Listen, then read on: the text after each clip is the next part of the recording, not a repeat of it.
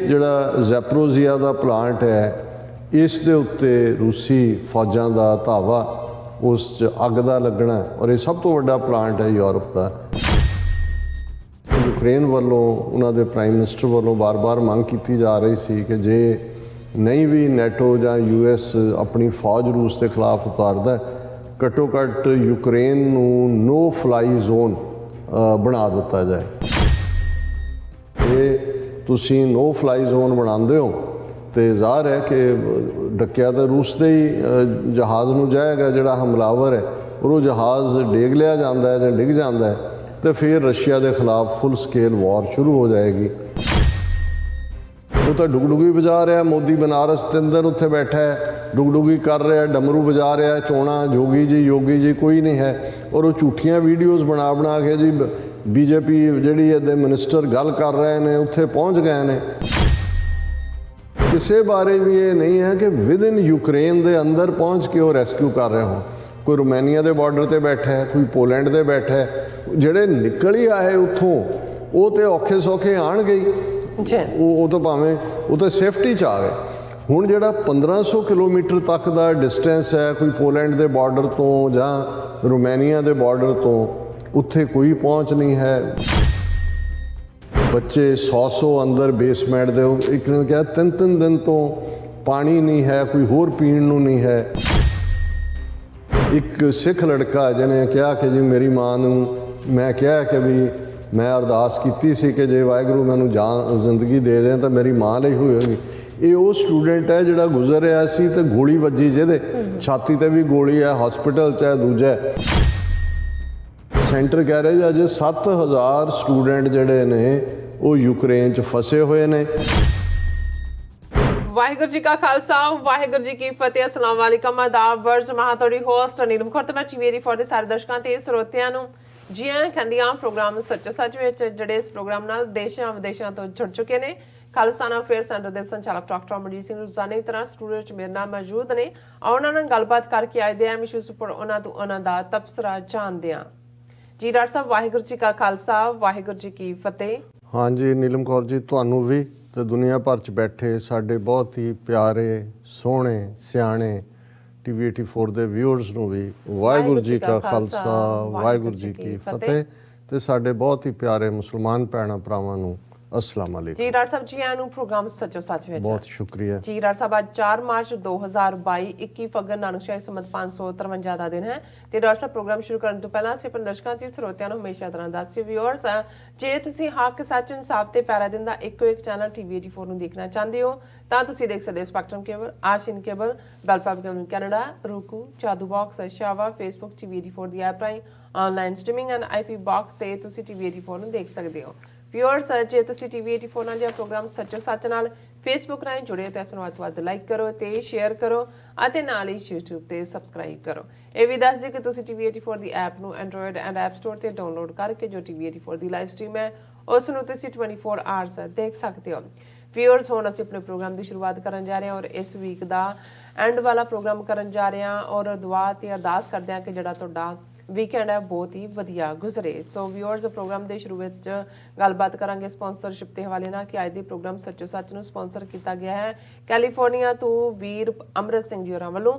ਸੋ ਇਹਨਾਂ TV 84 ਦੀ ਸਮੁੱਚੀ team ਦਾ ਧੰਨਵਾਦ ਕੀਤਾ ਹੈ ਕਿ ਤੁਹਾਡੀ ਕੀਤੀ ਮਿਹਨਤ ਦਾ ਅਸਰ ਦਿਖ ਰਿਹਾ ਹੈ। ਅੱਜ ਲੋਕਾਂ ਵਿੱਚ ਜਾਗਰੂਕਤਾ ਦੇਖਣ ਨੂੰ ਮਿਲ ਰਹੀ ਹੈ ਔਰ ਵਾਹਿਗੁਰੂ ਕਰਨ ਇਸ ਜਾਗਰੂਕਤਾ ਨੂੰ ਕਿਸੇ ਤਰੀਕੇ ਅਸੀਂ ਚੈਨਲਾਈਜ਼ ਕਰ ਸਕੀਏ ਅਤੇ ਕੌਮ ਦੀ ਬਿਹਤਰੀ ਲਈ ਵੀ ਕੁਝ ਕਰ ਸਕੀਏ। TV 84 ਦੇ ਦਰਸ਼ਕਾਂ ਨੂੰ ਬੇਨਤੀ ਹੈ ਕਿ ਕੌਮ ਦੇ ਨਾਂ ਤੇ ਆਪਣਾ ਦਸਵੰਧ ਜ਼ਰੂਰ ਕੱਢੋ। ਇਹ ਨਾ ਹੋਵੇ ਕਿ ਅਸੀਂ ਫਿਰ ਇੱਕ ਸਰਕਾਰ ਬਾਜੂ ਫੌਜਾਂ ਜਿੱਤ ਕੇ ਅੰਤ ਨੂੰ ਹਾਰੀਆਂ ਵਾਲੀ ਸਥਿਤੀ ਜੋਗੇ ਰਹਿ ਜਾਈਏ। ਸੋ ਆਪਣੀਆਂ ਸੰਸਥਾਵਾਂ, ਕੌਮੀ ਅਦਾਰੇ ਮਜ਼ਬੂਤ ਕਰੀਏ। ਸਵਾਲ ਦੀ ਸਪਾਂਸਰਸ਼ਿਪ ਲਈ ਅਸੀਂ ਵੀਰ ਅਮਰਤ ਸਿੰਘ ਜੀ ਹੋਰਾਂ ਦਾ ਤਹਿ ਦਿਲ ਤੋਂ ਧੰਨਵਾਦ ਕਰਦੇ ਹਾਂ ਔਰ ਤੁਹਾਨੂੰ ਵੀ ਅਪੀਲ ਤੇ ਬੇਨਤੀ ਕਰਦੇ ਹਾਂ ਕਿ ਤੁਸੀਂ ਵੀ ਪ੍ਰੋਗਰਾਮ ਸੱਚੋ ਸੱਚ ਨੂੰ ਵੱਧ ਤੋਂ ਵੱਧ ਸਪਾਂਸਰ ਕਰੋ। ਸਪਾਂਸਰਸ਼ਿਪ ਲਈ ਤੁਸੀਂ ਸਾਨੂੰ ਸਾਡੇ ਫੋਨ ਨੰਬਰ ਤੇ ਕਾਲ ਕਰ ਸਕਦੇ ਹੋ 5166191984, ਸੇਮ ਨੰਬਰ ਤੇ WhatsApp ਕਰ ਸਕਦੇ ਹੋ। ਤੁਸੀਂ ਸਾਨੂੰ ਈਮੇਲ ਵੀ ਕਰ ਸਕਦੇ ਹੋ info@tv84.tv ਤੇ। ਸੋ ਵਿਊਅਰਸ, ਪਹਿਲੇ ਸੈਗਮੈਂਟ ਦੇ ਵਿੱਚ ਆਪਾਂ ਗੱਲਬਾਤ ਕਰਨ ਜਾ ਰਹੇ ਹਾਂ ਰੂਸ ਤੇ ਯੂਕਰੇਨ ਦੇ ਹਵਾਲੇ ਨਾਲ ਕਿ ਯੂਕਰੇਨ ਵਿੱਚ ਰੂਸ ਵੱਲੋਂ ਗਹਿ-ਗੱਚ ਲੜਾਈ ਜਿਹੜੀ ਹੈ ਉਹ ਜਾਰੀ ਹੈ ਔਰ ਯੂਰਪ ਦਾ ਸਭ ਤੋਂ ਵੱਡਾ ਨਿਊਕਲੀਅਰ ਪਲਾਂਟ ਵੀ ਬੰਬਾਰੀ ਦਾ ਸ਼ਿਕਾਰ ਹੋਇਆ ਹੈ ਔਰ ਲੱਖਾਂ ਲੋਕ ਬੇਘਰ ਹੋ ਕੇ ਹਿਜਰਤ ਕਰਨ ਤੇ ਮਜਬੂਰ ਹਨ। ਸੋ ਭਾਰਤ ਸਰਕਾਰ ਦੇ ਇੱਕ ਅੰਦਾਜ਼ੇ ਮੁਤਾਬਕ ਅਜੇ ਵੀ ਹਜ਼ਾਰਾਂ ਭਾਰਤੀ ਵਿਦਿਆਰਥੀ ਬੜੀ ਮੰਦਹਾਲੀ ਵਿੱਚ ਬੰਕਰਾਂ ਅਤੇ ਸ਼ੈਲਟਰਾਂ ਵਿੱਚ ਫਸੇ ਹੋਏ ਹਨ। ਬੱਚਿਆਂ ਦੇ ਮਾਪਿਓ ਤੇ ਰਿਸ਼ਤੇਦਾਰਾਂ ਵਿੱਚ ਬੜੀ ਬੇਚੈਨੀ ਹੈ। ਸੋ ਇਸ ਬਾਰੇ ਆਪਾਂ ਗੱਲਬਾਤ ਕਰਨ ਜਾ ਰਹੇ ਹਾਂ। ਸੋ ਅਸੀਂ ਚਾਹਾਂਗੇ ਕਿ ਤੁਸੀਂ ਇਸੇ ਤਰ੍ਹਾਂ ਬਣੇ ਰਹਿਣਾ। ਦੇਖਣ ਸੁਣਨ ਲਈ ਤੁਹਾਡਾ ਸਭ ਦਾ ਬਹੁਤ-ਬਹੁਤ ਸ਼ੁਕਰੀਆ ਜੀ। ਰਾਜ ਸਾਹਿਬ ਕੀ ਕਹਿਣਾ ਚਾਹੋਗੇ?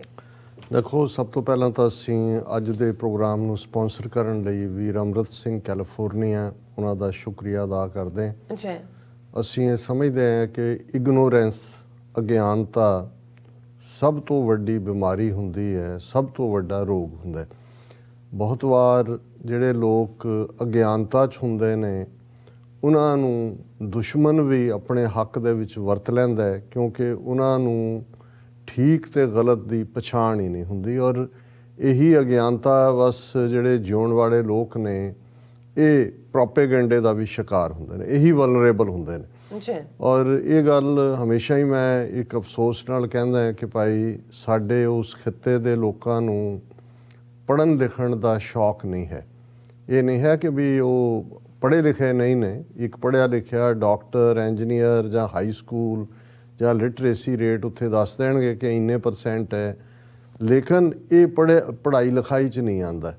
ਇਹ ਠੀਕ ਹੈ ਨੌਕਰੀ ਲੈਣ ਲਈ, ਜੌਬ ਲੈਣ ਲਈ, ਪਰ ਤੁਸੀਂ ਜਦੋਂ ਤੱਕ ਆਪਣੇ ਫੀਲਡ 'ਚੋਂ ਨਿਕਲ ਕੇ ਵੀ ਬਾਕੀ ਫੀਲਡਸ ਬਾਰੇ ਤੁਹਾਨੂੰ ਜਾਣਕਾਰੀ ਨਹੀਂ ਹੈ, ਤੁਸੀਂ ਐਕਸਟਰਾ ਕਿਤਾਬਾਂ ਨਹੀਂ ਪੜ੍ਹਦੇ, ਐਕਸਟਰਾ ਤੁਹਾਡਾ ਹੋਰ ਐਕਸਪੋਜ਼ਰ ਨਹੀਂ ਹੁੰਦਾ, ਤੁਹਾਡੇ ਅੰਦਰ ਐਨਾਲਿਟੀਕਲ ਜਿਹਨੂੰ ਅਸੀਂ ਪੜਚੋਲਾਤਮਕ ਕਹਿੰਦੇ ਉਹ ਰੁਚੀਆਂ ਨਹੀਂ ਪੈਦਾ ਹੁੰਦੀਆਂ, ਜਾਂ ਉਹ ਤੁਹਾਡੇ ਅੰਦਰ ਜਿਹੜੀ ਹੈ ਯੋਗਤਾ ਪੈਦਾ ਨਹੀਂ ਹੁੰਦੀ ਜਿੱਥੇ ਤੁਸੀਂ ਠੀਕ ਤੇ ਗਲਤ ਦੇ ਵਿਚਕਾਰ ਪਛਾਣ ਕਰ ਸਕੋ, ਸੱਚ ਤੇ ਕੱਚ ਨੂੰ ਪਛਾਣ ਸਕੋ। ਫਿਰ ਨਤੀਜਾ ਇਹ ਹੁੰਦਾ ਹੈ ਵੀ ਇੱਕ ਪਾਸੜ ਜਿਹੜੀ ਲਾਈਨ ਤੁਹਾਨੂੰ ਕੋਈ ਦੇ ਰਿਹਾ ਹੁੰਦਾ, ਜਿਹੜਾ ਤੁਹਾਡੇ ਕੋਲ ਹੁੰਦਾ ਹੈ, ਕੰਨਾਂ 'ਚ ਤੁਹਾਡੇ ਫੁੱਸ-ਫੁੱਸ ਕਰ ਰਿਹਾ ਹੁੰਦਾ ਹੈ, ਜਾਂ ਜੋ ਟੀਵੀ ਔਰ ਦੂਸਰੇ ਤੇ ਚੱਲ ਰਿਹਾ ਹੁੰਦਾ ਹੈ, ਤੁਸੀਂ ਉਹਦਾ ਪ੍ਰਭਾਵ ਕਬੂਲਦੇ ਹੋ, ਜਿਸ ਨੂੰ ਪ੍ਰੋਪੇਗੈਂਡਾ ਲਫ਼ਜ਼ ਕਿਹਾ ਜਾਂਦਾ ਹੈ। ਔਰ ਉਹਨੂੰ ਅੱਜ ਕੱਲ੍ਹ ਤਾਂ ਜ਼ਰਾ ਹੋਰ ਸਫਿਸਟੀਕੇਟ ਲਫ਼ਜ਼ PR ਕਿਹਾ ਜਾਂਦਾ, ਪਬਲਿਕ ਰਿਲੇਸ਼ਨ।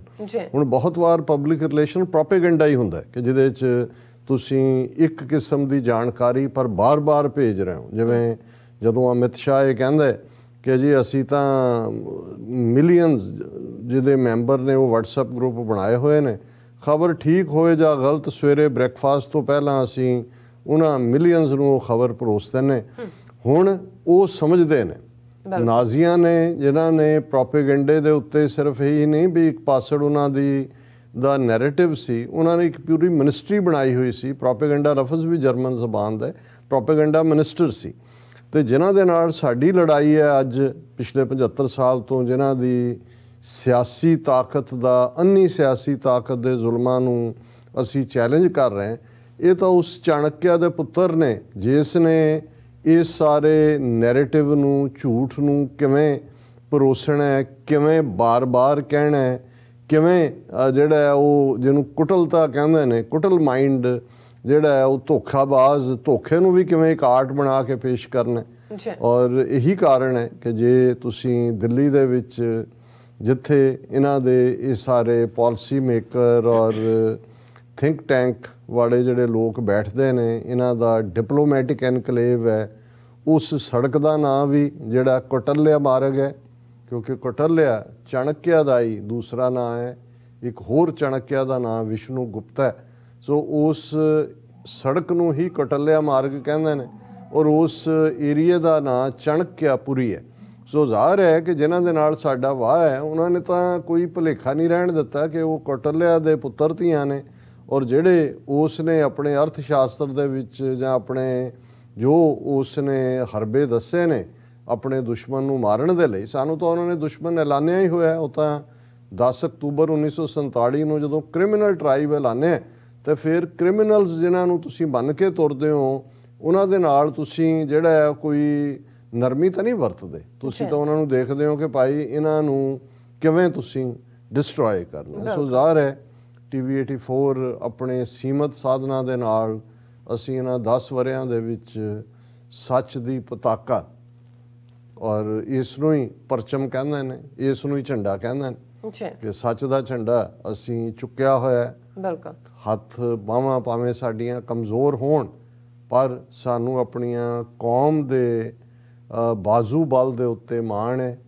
ਸੱਚੇ ਹੋਣ ਦਾ। ਔਰ ਇਸ ਗੱਲ ਨੂੰ ਮੰਨ ਕੇ ਅਸੀਂ ਤੁਰਦੇ ਹਾਂ ਕਿ ਸੱਚ ਦਾ ਆਪਣਾ ਭਾਰ ਹੁੰਦਾ ਹੈ, ਔਰ ਇਸ ਦਾ ਅਸਰ ਕਿੰਨੇ ਕੁ ਵੀਰਾਂ ਭੈਣਾਂ ਨੇ ਕਬੂਲਿਆ ਹੈ, ਉਹ ਸਾਨੂੰ ਜਦੋਂ ਆਪਣੇ ਵੀਰਾਂ ਭੈਣਾਂ ਦੀਆਂ ਹੀ ਲਿਖਤਾਂ ਮਿਲਦੀਆਂ ਨੇ, ਜਾਂ ਜਿਵੇਂ ਵੀਰ ਅੰਮ੍ਰਿਤ ਸਿੰਘ ਹੋਰਾਂ ਨੇ ਐਪਰੀਸ਼ੀਏਟ ਕੀਤਾ ਹੈ, ਤਾਂ ਫਿਰ ਸਾਨੂੰ ਇਸ ਗੱਲ ਦਾ ਹੌਸਲਾ ਵੀ ਹੁੰਦਾ ਹੈ ਕਿ ਅਸੀਂ ਜੋ ਗੁਰੂ ਨੇ ਸਾਨੂੰ ਜਿੰਨੀ ਕੁ ਸਮਰੱਥਾ ਦਿੱਤੀ ਹੈ ਅਸੀਂ ਮੱਚ ਮੋਰ ਕਰ ਸਕਦੇ ਹਾਂ, ਔਰ ਸਤਿਗੁਰੂ ਨੇ ਚਾਹਿਆ ਤੇ ਆਉਣ ਵਾਲੇ ਸਮੇਂ ਦੇ ਵਿੱਚ ਅਸੀਂ ਇਸ ਆਵਾਜ਼ ਨੂੰ ਹੋਰ ਵੀ ਦੂਰ ਤੱਕ ਪਹੁੰਚਾਉਣ ਦੀ ਸਮਰੱਥਾ ਰੱਖ ਸਕਾਂਗੇ। ਸੋ ਅਸੀਂ ਵੀਰ ਅੰਮ੍ਰਿਤ ਸਿੰਘ ਜੀ ਦਾ ਸ਼ੁਕਰੀਆ ਅਦਾ ਕਰਦੇ ਹਾਂ। ਯੂਕਰੇਨ ਨੂੰ ਡਿਸਕਸ ਕਰਨ ਤੋਂ ਪਹਿਲਾਂ ਅਸੀਂ ਜਿਹੜਾ ਇੱਕ ਦੁਖਦ ਹਾਦਸਾ ਔਰ ਘਟਨਾ ਪਸ਼ਾਵਰ ਦੇ ਕਿੱਸਾ ਖਾਨੀ ਬਾਜ਼ਾਰ ਦੀ ਇੱਕ ਮਸੀਤ ਦੇ ਵਿੱਚ ਹੋਈ, ਇੱਕ ਹਮਲਾਵਰ ਨੇ ਜਿਹਨੇ ਪਹਿਲਾਂ ਗੋਲੀਆਂ ਚਲਾਈਆਂ, ਫਿਰ ਉਹਨੇ ਬਲਾਸਟ ਕੀਤਾ, ਜ਼ਾਹਰ ਹੈ ਸੁਸਾਈਡ ਮਿਸ਼ਨ ਵਾਲਾ ਹੀ ਕੋਈ ਬੰਦਾ ਹੈ।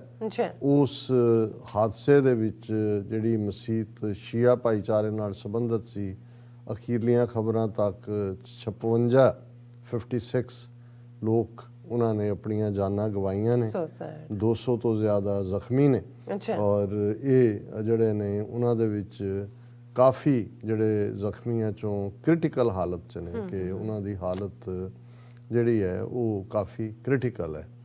ਸੋ ਅਸੀਂ ਅਫਸੋਸ ਦਾ ਇਜ਼ਹਾਰ ਕਰਦੇ ਹਾਂ, ਕਿਉਂਕਿ ਇਸ ਵੇਲੇ ਜਦੋਂ ਦੁਨੀਆ ਦੀਆਂ ਨਜ਼ਰਾਂ ਯੂਕਰੇਨ ਦੇ ਉੱਤੇ ਲੱਗੀਆਂ ਹੋਈਆਂ, ਪਾਕਿਸਤਾਨ ਵੀ ਆਪਣੇ ਵਜੂਦ ਦੇ ਸਾਰੇ ਪਿਛਲੇ 75 ਵਰ੍ਹਿਆਂ ਦੇ ਵਿੱਚ ਜਿਹੜਾ ਫਾਈਨੈਂਸ਼ੀਅਲ ਕ੍ਰਾਈਸਿਸ ਹੈ ਉਸ ਚੋਂ ਨਿਕਲਣ ਦੀ ਕੋਸ਼ਿਸ਼ ਕਰ ਰਿਹਾ ਹੈ।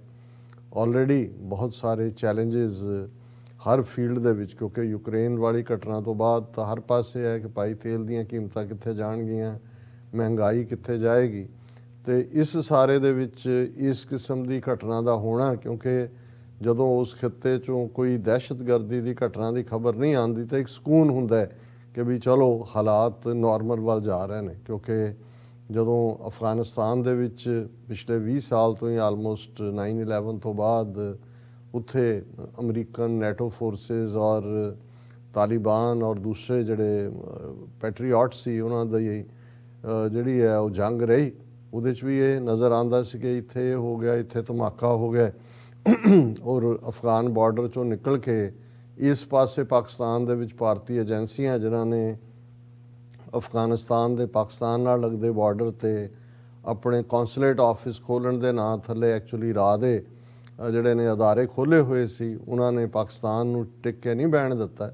ਔਰ ਹੁਣ ਇਸ ਪੀਰੀਅਡ 'ਚ ਵੀ ਜਦੋਂ ਕਿ ਪਾਕਿਸਤਾਨ ਵੱਲੋਂ ਜਿਹੜਾ ਹੈ ਉਹ ਬਹੁਤ ਸਹਿਜਤਾ ਦੇ ਨਾਲ ਇੰਟਰਨੈਸ਼ਨਲ ਪੋਲਿਟਿਕਸ ਦੇ ਵਿੱਚ ਆਪਣੀ ਥਾਂ ਬਣਾਈ ਜਾ ਰਹੀ ਹੈ, ਔਰ ਇਸ ਵੇਲੇ ਅਚਾਨਕ ਇਸ ਕਿਸਮ ਦਾ ਵਾਕਿਆ ਇਹ ਕੋਈ ਮਜ਼ਹਬੀ ਜਨੂਨੀ ਹੈ ਜਾਂ ਭਾਰਤੀ ਏਜੰਸੀਆਂ ਜਾਂ ਕੋਈ ਹੋਰ ਉੱਥੇ, ਕਿਉਂਕਿ ਉਸ ਖਿੱਤੇ ਦੇ ਵਿੱਚ ਇਸ ਗੱਲ ਦਾ ਧਿਆਨ ਰਹੇ ਕਿ ਆਉਣ ਵਾਲੇ ਦਹਾਕਿਆਂ ਦੇ ਵਿੱਚ, ਕਈ ਦਹਾਈਆਂ 'ਚ ਵੀ ਜਿਹੜਾ ਹੁਣ ਫੋਕਸ ਰਹੇਗਾ, ਇਹ ਤਾਂ ਯੂਰਪ ਦਾ ਵੀ ਇਹ ਸਾਰਾ ਜਿਹੜਾ ਅਸੀਂ ਦੇਖ ਰਹੇ ਹਾਂ, ਯੂਕਰੇਨ ਜਾਂ ਉਸ ਤੋਂ ਪਹਿਲਾਂ ਬੈਲਾਰੂਸ ਔਰ ਉਸ ਤੋਂ ਪਹਿਲਾਂ 2014 'ਚ ਕ੍ਰਾਈਮੀਆ, ਜਾਂ ਜਿਹਨੂੰ ਅਸੀਂ ਕ੍ਰੀਮੀਆ ਕਹਿੰਦੇ ਹਾਂ, ਪਰ ਮੈਂ ਦੇਖਦਾ ਵੀ ਕਈ ਥਾਂ ਉਹਨੂੰ ਕ੍ਰਾਈਮੀਆ ਪ੍ਰੋਨਾਉਂਸ ਕੀਤਾ ਜਾਂਦਾ।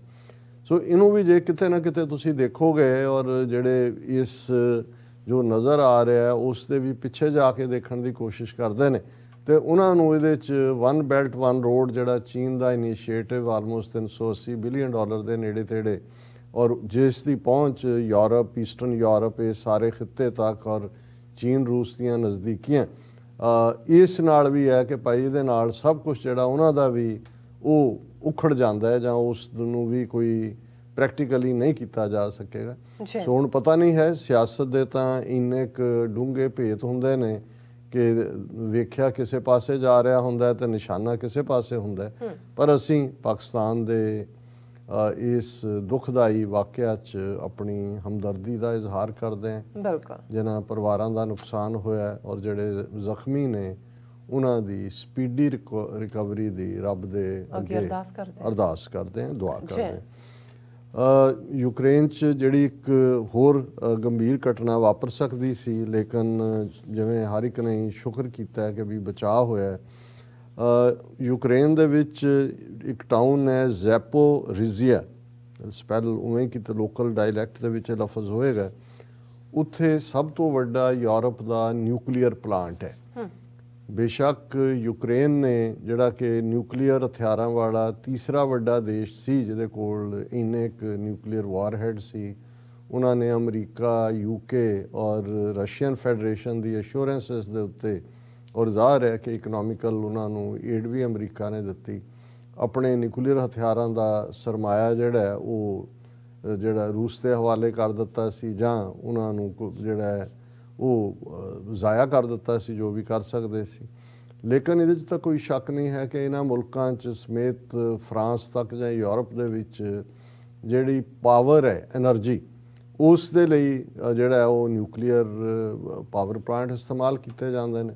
ਸੋ ਇਹ ਜਿਹੜਾ ਜ਼ੈਪੋਰੀਜ਼ੀਆ ਦਾ ਪਲਾਂਟ ਹੈ, ਇਸ ਦੇ ਉੱਤੇ ਰੂਸੀ ਫੌਜਾਂ ਦਾ ਧਾਵਾ, ਉਸ 'ਚ ਅੱਗ ਦਾ ਲੱਗਣਾ, ਔਰ ਇਹ ਸਭ ਤੋਂ ਵੱਡਾ ਪਲਾਂਟ ਹੈ ਯੂਰਪ ਦਾ। ਔਰ ਇਸ ਗੱਲ ਦਾ ਬਹੁਤ ਫਿਕਰ ਸੀ ਕਿ ਵੀ ਕੋਈ ਇਹਦੇ 'ਚੋਂ ਰੇਡੀਓ ਐਕਟਿਵ ਮੈਟੀਰੀਅਲ ਨਾ ਹੋਏ ਜਿਹਦੇ ਨਾਲ ਕਿ ਨੁਕਸਾਨ ਹੋਏ। ਲੇਕਿਨ ਇਹ ਜਿਹੜਾ ਖਬਰਾਂ ਇਸ ਦੇ ਉੱਤੇ ਨੇ ਕਿ ਇਸ ਦੇ ਵਿੱਚ ਬਚਾ ਰਿਹਾ। ਹਾਲਾਂਕਿ ਦੋਨਾਂ ਵੱਲੋਂ ਦੋਸ਼ ਦਿੱਤਾ ਜਾ, ਰੂਸ ਨੇ ਕਿਹਾ ਜੀ ਅਸੀਂ ਕੋਈ ਅੱਗ ਨਹੀਂ ਲਾਈ, ਅਸੀਂ ਉਧਰ ਫਾਇਰ ਨਹੀਂ ਕੀਤਾ, ਪਰ ਕੁਛ ਵੀ ਕੋਈ ਵੀ ਕਰਦਾ ਜਦੋਂ ਇੱਕ ਜੰਗ ਮਚੀ ਹੁੰਦੀ ਹੈ, ਕੌਣ ਕਿਹਦੇ ਖਾਤੇ 'ਚ ਕੀ ਪਾਉਂਦਾ, ਤੇ ਇਹ ਬਚਾਅ ਹੋਇਆ। ਔਰ ਇਹੀ ਇਸ ਦੇ ਉੱਤੇ ਫੌਰਨ ਅੱਜ again United nation security council ਦੀ ਐਮਰਜੈਂਸੀ ਮੀਟਿੰਗ ਵੀ ਹੋਈ, ਔਰ ਨਾਲ ਦੀ ਨਾਲ ਯੂਨਾਈਟਿਡ ਨੇਸ਼ਨਸ ਦੀ ਜਿਹੜੀ ਐਟੋਮਿਕ ਏਜੰਸੀ ਹੈ, ਜਿਸ ਨੂੰ ਇੰਟਰਨੈਸ਼ਨਲ ਐਟੋਮਿਕ ਏਜੰਸੀ ਕਰਕੇ ਕਿਹਾ ਜਾਂਦਾ ਹੈ, ਉਸ ਦੇ ਦੀ ਵੀ ਮੀਟਿੰਗ ਹੋਈ। ਉਹਨਾਂ ਨੇ ਜਿਹੜਾ ਤਸੱਲੀ ਦਾ ਇਜ਼ਹਾਰ ਕੀਤਾ ਕਿ ਬਚਾਅ ਹੋਇਆ, ਔਰ ਇਹ ਬਲੇਮ ਗੇਮ ਜਿਹੜੀ ਹੈ ਉਹ ਚੱਲ ਰਹੀ ਹੈ। ਈਵਨ ਇਸ ਜਿਹੜਾ ਬਚਾਅ ਹੋਣ ਦੇ ਉੱਤੇ ਈਵਨ ਇੰਡੀਆ ਔਰ ਚਾਈਨਾ ਨੇ ਵੀ ਇਹ ਕਿਹਾ ਕਿ ਵੀ ਇਹ ਬੜੀ ਅਲਾਰਮਿੰਗ ਸਿਚੁਏਸ਼ਨ ਸੀ ਜੇ ਕੋਈ ਇਸ ਕਿਸਮ ਦਾ ਹਾਦਸਾ ਵਾਪਰਦਾ।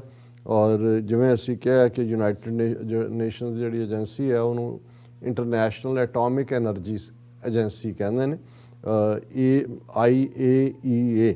ਉਹਨਾਂ ਨੇ ਫੌਰਨ ਜਿਹੜੀ ਹੈ ਇਸ ਦੇ ਉੱਤੇ ਮੀਟਿੰਗ ਸੱਦੀ, ਔਰ ਦੇ ਐਕਸਪ੍ਰੈਸਡ alarm at the prospect of A nuclear incident in Ukraine.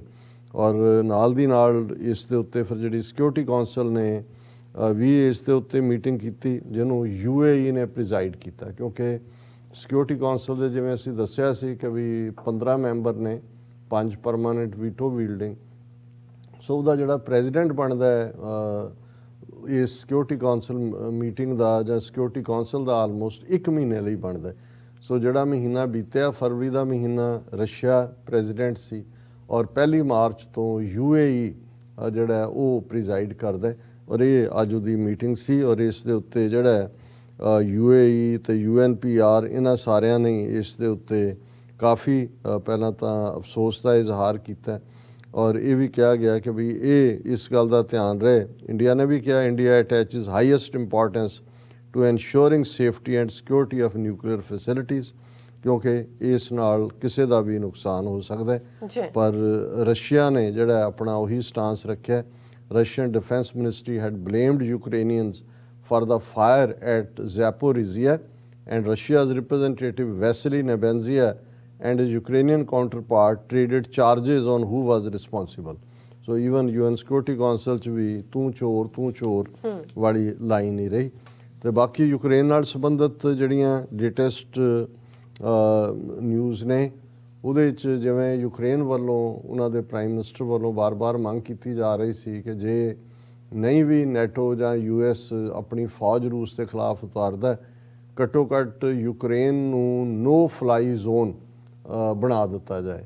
ਇਸ ਗੱਲ ਦਾ ਧਿਆਨ ਰਹੇ ਕਿ 1990-91 ਦੀ ਪਰਸ਼ੀਅਨ ਗਲਫ ਵਾਰ ਦੇ ਵੇਲੇ ਵੀ ਜਿਹੜਾ ਕੁਰਦਾਂ ਵਾਲਾ ਏਰੀਆ ਸੀ ਉਸ ਨੂੰ ਨੋ ਫਲਾਈ ਜ਼ੋਨ ਐਲਾਨਿਆ ਗਿਆ ਸੀ। ਇਵੇਂ ਹੀ ਹੋਰ ਵੀ 1-2 ਪ੍ਰੈਸੀਡੈਂਟ ਨੇ ਇਸ ਦੇ। ਲੇਕਿਨ ਅਮਰੀਕਾ ਦਾ ਜਾਂ ਨੈਟੋ ਦਾ ਵੀ ਇਹ ਕਹਿਣਾ ਹੈ ਕਿ ਵੀ ਜੇ ਤੁਸੀਂ ਨੋ ਫਲਾਈ ਜ਼ੋਨ ਬਣਾਉਂਦੇ ਹੋ ਤੇ ਜ਼ਾਹਰ ਹੈ ਕਿ ਡੱਕਿਆ ਤਾਂ ਰੂਸ ਦੇ ਹੀ ਜਹਾਜ਼ ਨੂੰ ਜਾਏਗਾ ਜਿਹੜਾ ਹਮਲਾਵਰ ਹੈ, ਉਹ ਜਹਾਜ਼ ਡੇਗ ਲਿਆ ਜਾਂਦਾ ਹੈ ਜਾਂ ਡਿੱਗ ਜਾਂਦਾ ਹੈ ਤੇ ਫਿਰ ਰਸ਼ੀਆ ਦੇ ਖਿਲਾਫ ਫੁੱਲ ਸਕੇਲ ਵਾਰ ਸ਼ੁਰੂ ਹੋ ਜਾਏਗੀ, ਜਿਹੜੀ ਕਿ ਉਹ ਅਮਰੀਕਾ ਜਾਂ ਨੈਟੋ ਨਹੀਂ ਚਾਹੁੰਦਾ। ਔਰ ਇਸ ਦੇ ਉੱਤੇ ਜਿਹੜਾ ਯੂਕਰੇਨ ਦੇ ਪ੍ਰੈਜ਼ੀਡੈਂਟ ਨੇ ਵੈਸਟਰਨ ਲੀਡਰਸ ਨੂੰ ਕੰਡੈਮ ਕੀਤਾ ਹੈ ਕਿ ਭਾਈ ਤੁਸੀਂ ਇਹ ਵੀ ਕਰਨ ਜੋਗੇ ਨਹੀਂ ਹੋ। ਹੁਣ ਰਸ਼ੀਆ ਨੇ ਵੀ, ਕਿਉਂਕਿ ਜਿਵੇਂ ਅਸੀਂ ਕਿਹਾ ਵੀ ਪ੍ਰੋਪੇਗੈਂਡਾ ਮੇਨ ਵਾਰ ਦੇ ਵਿੱਚ ਹਥਿਆਰਾਂ ਨਾਲੋਂ ਵੀ ਜਿਹੜਾ ਜ਼ਿਆਦਾ ਪਾਵਰਫੁਲ ਵੈਪਨ ਹੁੰਦਾ ਉਹ ਪ੍ਰੋਪੇਗੈਂਡਾ ਹੀ ਹੁੰਦਾ। ਆਮ 'ਚ ਵੀ ਹੁੰਦਾ, ਸਿਵਲ 'ਚ ਵੀ ਅਸੀਂ ਦੇਖਦੇ ਹਾਂ ਕਿ ਪੋਲੀਟੀਕਲੀ ਕੌਣ ਕੀ ਕਹਿ ਰਿਹਾ, ਜਿੰਨੀ ਜ਼ੋਰ ਨਾਲ ਜਿੰਨੀਆਂ ਐਡਸ ਰਨ ਹੋ ਰਹੀਆਂ ਹੁੰਦੀਆਂ ਨੇ, ਐਵੇਂ ਥੋੜੀ millions and millions of dollars ਖਰਚ ਹੁੰਦੇ ਨੇ ਇਲੈਕਸ਼ਨ ਕੈਂਪੇਨਸ ਦੇ। ਔਰ ਹੁਣ ਕਿਉਂਕਿ ਸੋਸ਼ਲ ਮੀਡੀਆ ਦਾ ਜ਼ਮਾਨਾ ਹੈ, ਯੂਟਿਊਬ, ਇੰਸਟਾਗ੍ਰਾਮ, ਫੇਸਬੁੱਕ, ਸੋ ਉਹਨਾਂ ਨੇ ਆਲਰੇਡੀ ਜਿਵੇਂ ਰਸ਼ੀਆ ਦੇ ਦੋਨੋਂ ਮੇਨ ਚੈਨਲ ਉਹ ਬੈਨ ਕੀਤੇ ਸੀ, ਅੱਜ ਰਸ਼ੀਆ ਨੇ ਫੇਸਬੁੱਕ ਔਰ ਟਵਿੱਟਰ, ਯੂਟਿਊਬ ਨੂੰ ਵੀ ਰਿਸਟ੍ਰਿਕਟ ਕਰ ਦਿੱਤਾ ਰਸ਼ੀਆ 'ਚ, ਕਿਉਂਕਿ ਰਸ਼ੀਆ ਦੇ ਲੋਕ ਜਿਹੜੇ ਨੇ ਉਹੀ ਪ੍ਰੋਪੇਗੈਂਡਾ ਦੇਖਣਗੇ ਜੋ ਰਸ਼ੀਅਨ ਚੈਨਲਸ ਤੋਂ ਆ ਰਿਹਾ, ਉਹਨਾਂ ਤੱਕ ਇਹ ਬਾਕੀ ਖਬਰ ਨਹੀਂ ਪਹੁੰਚੇਗੀ। ਔਰ ਇਸ ਤਰੀਕੇ ਨਾਲ ਜਿਵੇਂ UN ਦੇ ਵਿੱਚ ਐਂਬੈਸਡਰ ਹੈ ਅਮਰੀਕਾ ਦੀ ਲਿੰਡਾ ਥਾਮਸ ਗ੍ਰੀਨਫੀਲਡ, ਉਹਨੇ ਇਸ ਨਿਊਕਲੀਅਰ ਐਕਸੀਡੈਂਟ ਜਿਹੜਾ ਹੁੰਦਾ ਬਚਿਆ ਉਸ ਬਾਰੇ ਕਿਹਾ, by the grace of God the world narrowly averted a nuclear catastrophe last night, ਕਿ ਪਿਛਲੀ ਰਾਤ ਸੰਸਾਰ ਬਚ ਗਿਆ, ਗ੍ਰੇਸ ਆਫ ਗॉड, ਨਹੀਂ ਤਾਂ ਕੁਝ ਵੀ ਵਾਪਰ ਸਕਦਾ ਸੀ। ਔਰ ਇਹ ਜਿਹੜੀ ਹੈ ਸ਼ੈਲਿੰਗ ਉਹ ਸਾਰੇ ਏਰੀਆ ਦੇ ਵਿੱਚ ਬਰਾਬਰ ਚੱਲ ਰਹੀ ਹੈ ਔਰ ਇੰਟਰਨੈਸ਼ਨਲ ਮੋਨੀਟਰਸ ਨੇ ਇਸ ਨੂੰ ਕਨਫਰਮ ਕੀਤਾ ਕਿ ਕੋਈ ਰੇਡੀਓ ਐਕਟਿਵ ਮਟੀਰੀਅਲ ਜਿਹੜਾ ਹੈ ਉਹ ਰਿਲੀਜ਼ ਨਹੀਂ ਹੋਇਆ। ਹੁਣ ਇਸ ਦੇ ਨਾਲ ਅਸੀਂ ਭਾਰਤ ਵੱਲ ਮੁੜੀਏ ਕਿ ਬਾਕੀ ਜਿਹੜੇ ਡੈਮੋਨਸਟ੍ਰੇਸ਼ਨ ਦੁਨੀਆ ਭਰ 'ਚ ਚੱਲ ਰਹੇ ਨੇ ਯੂਕਰੇਨ ਦੇ ਵਿੱਚ ਰਸ਼ੀਅਨ ਹਮਲੇ ਦੇ ਖਿਲਾਫ। ਅੱਜ ਜਰਮਨ ਦੇ ਵਿੱਚ ਜਿਹੜਾ ਇੱਕ ਬਹੁਤ ਵੱਡਾ ਡੈਮੋਨਸਟ੍ਰੇਸ਼ਨ ਸੀ, ਉਸ ਨੂੰ ਯੂਕਰੇਨ ਦੇ ਪ੍ਰੈਜ਼ੀਡੈਂਟ ਨੇ ਜਿਹੜਾ ਹੈ ਬਾਈ ਵੀਡੀਓ ਲਿੰਕ ਐਡਰੈਸ ਕੀਤਾ।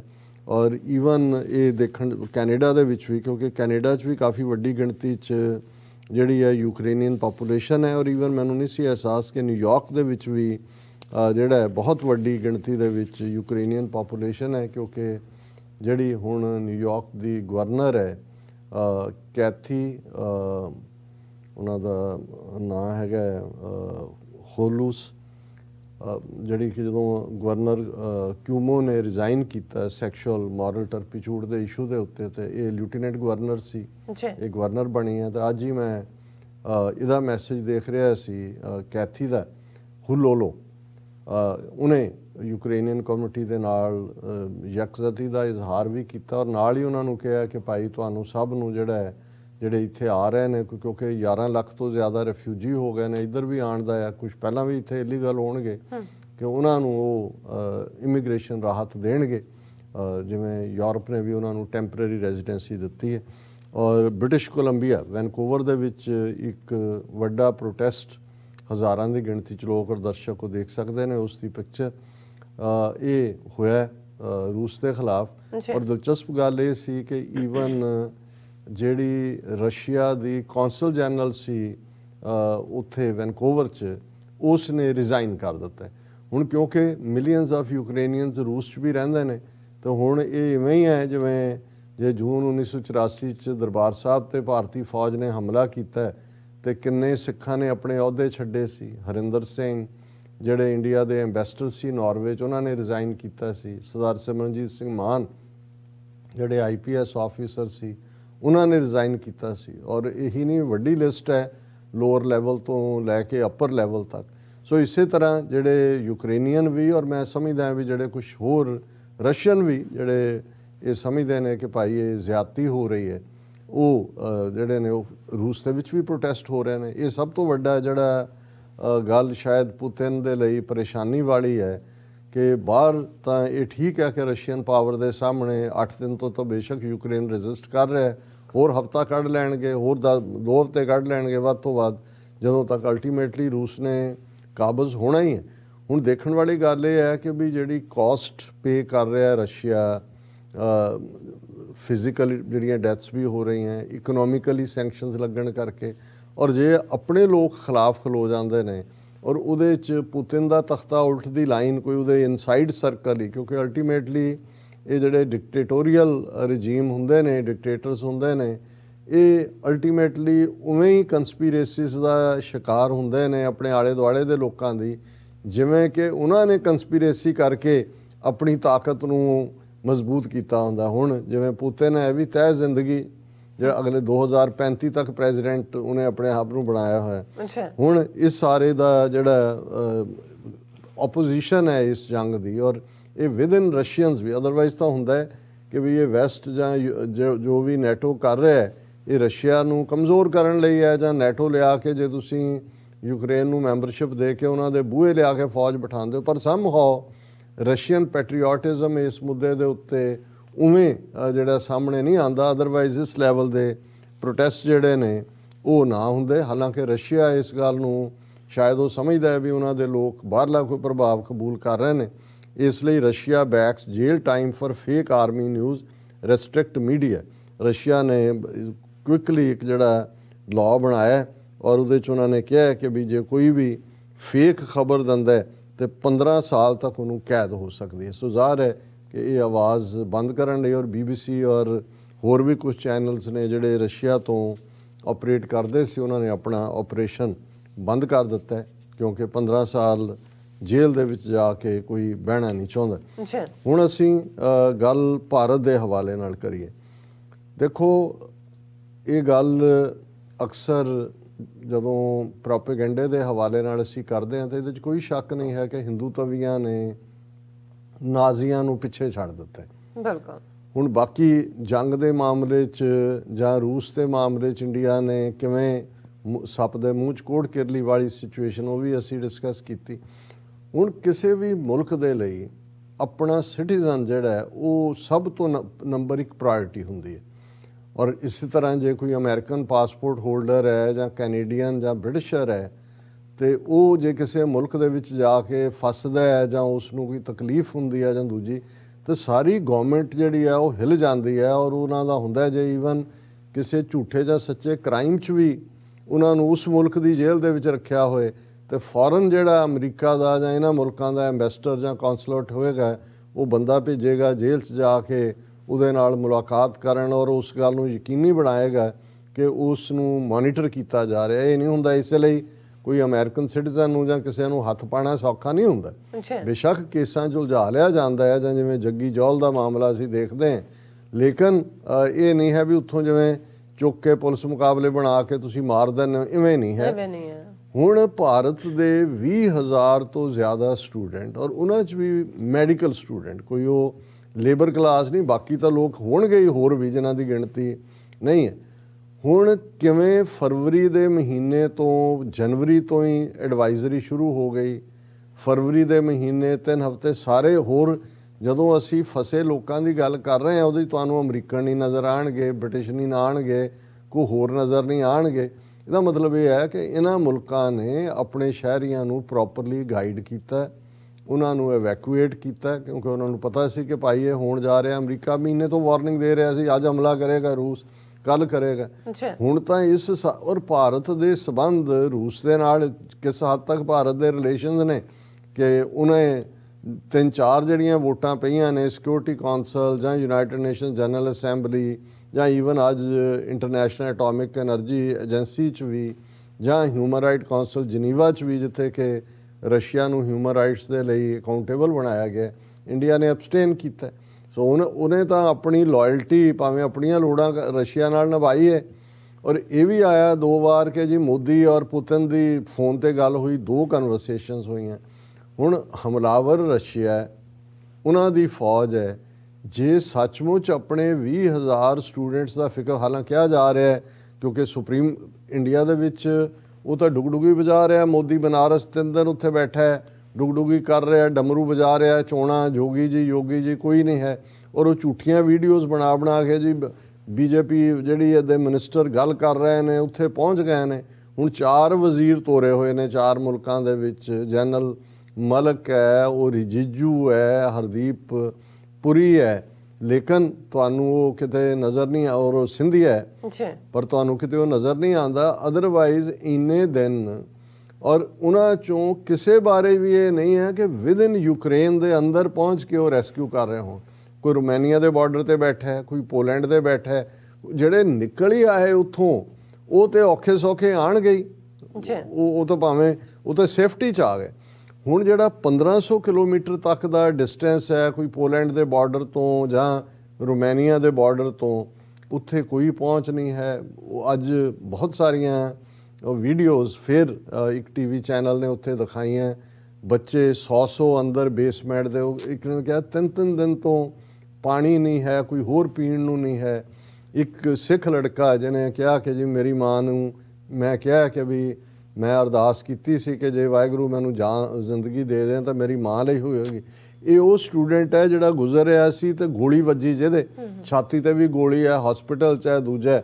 ਹੁਣ ਇਸ ਕਿਸਮ ਦੇ ਹਾਲਾਤਾਂ 'ਚ ਨੇ ਕਿ ਜੇ ਸੱਚਮੁੱਚ ਇਹਨਾਂ ਦਾ ਇੰਟਰਸਟ ਹੁੰਦਾ, ਇਹਨਾਂ ਨੂੰ ਤਾਂ ਮੈਟਰ 40-45 ਲੱਖ ਲੋਕ ਕੋਵਿਡ ਦੇ ਚੱਲਦਿਆਂ ਮਰ ਗਏ ਤੇ ਉਹ ਯੋਗੀ ਦੀ ਪਿੱਠ ਠੋਕ ਰਿਹਾ ਸੀ ਕਿ ਯੋਗੀ ਨੇ ਬਹੁਤ ਅੱਛਾ ਕੰਮ ਕੀਤਾ।